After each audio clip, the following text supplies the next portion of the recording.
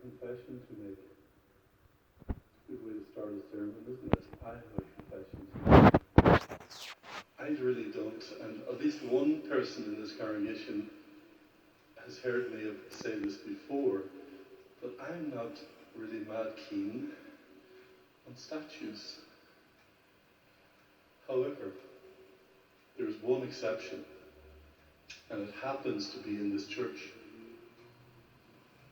I make an exception with this statue because this statue is the Woman of Sorrow. And the reason why I make an exception is over the years that I have lived and worked in Ardoyne, I have witnessed many, particularly women, pray before this statue. And find in this statue, I think particularly the face of the statue, someone linked to the sacred, most intimately, linked to God in a unique way, and whose face knows suffering.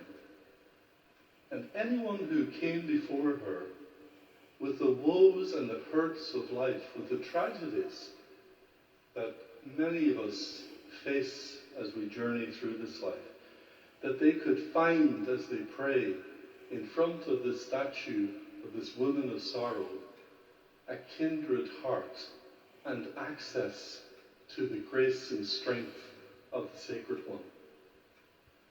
There is something about her face.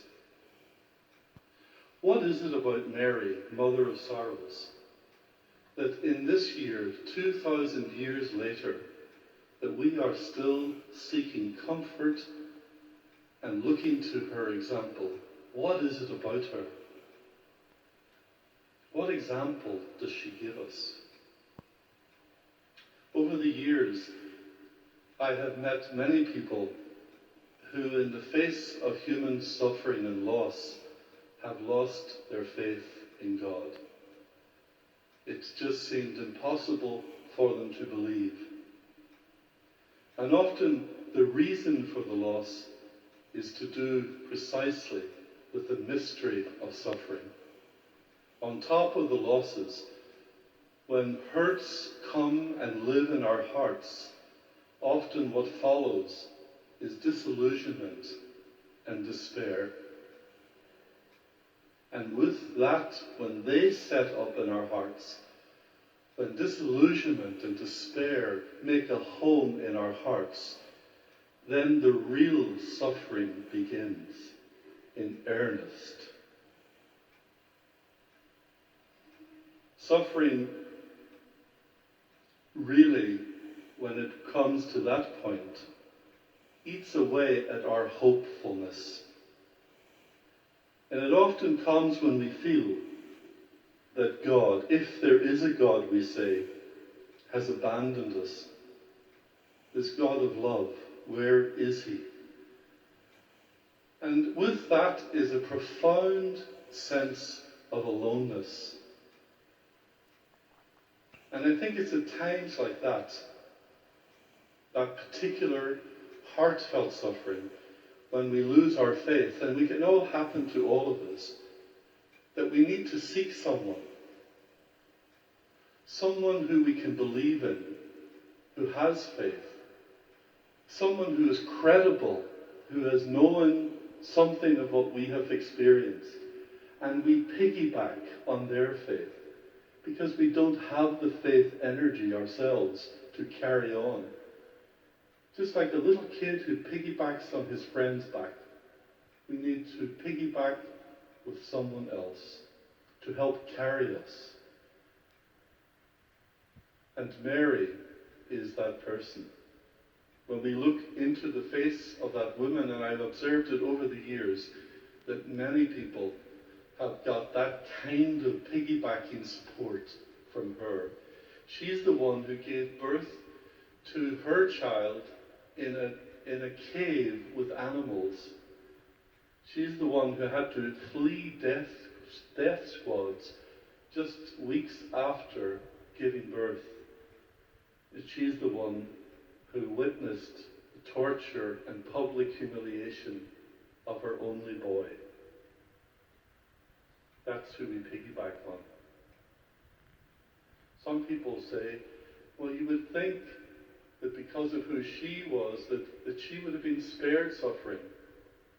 And the truth is, and we know this from our experience, the truth is, faith in Jesus and in the resurrection won't save us from humiliations and pain and death in this life. He never promised to rescue us, but he did promise to redeem us. He did promise that we will ultimately survive, and that's called resurrection. But there she is, after 2,000 years, the image of this woman, this Lady of Sorrows, standing at the foot of the cross, not wailing in despair, in fact silent. Silent, but not passive. She's holding the tension.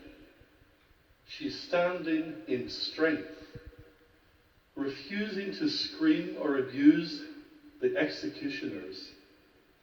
For now darkness must have its way. She can't stop it.